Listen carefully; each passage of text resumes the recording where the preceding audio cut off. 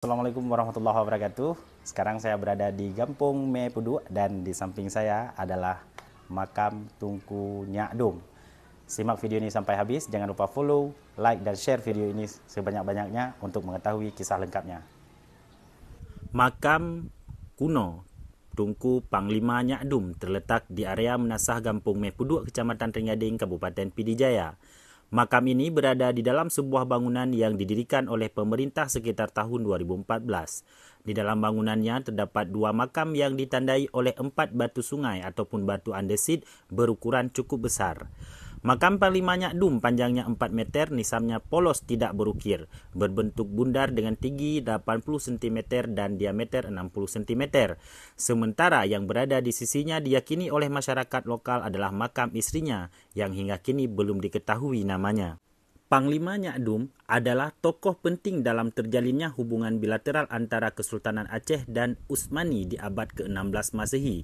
Hubungan diplomatik hasil dari perjalanan Lada Si Cupak adalah cerita yang tidak terpisahkan dari seorang Panglima Nyak Dum. Menurut cerita masyarakat lokal, Panglima Nyak Dum memimpin ekspedisi ke Turki berawal dari hasil musyawarah di dalam istana. Nyak Dum adalah seorang pemberani serta pandai berbahasa Arab sehingga menjadi pertimbangan utama dipilihnya menjadi ketua ekspedisi.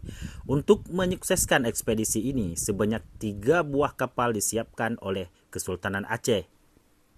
Menurut beberapa sumber, Panglima Nyak Dum merupakan seorang yang berasal dari Pangwa, sebuah wilayah yang berbatasan langsung dengan Merdu. Ayah dari Tunku Panglima Nyak Dum adalah Haji Wancu, seorang pemimpin di daerah Pangwa.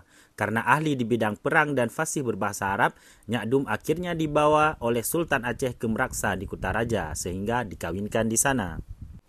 Bangunan makam Tunku Panglima Nyak Dum sudah mengalami beberapa kerusakan akibat gempa yang terjadi di Pidijaya pada tahun 2016.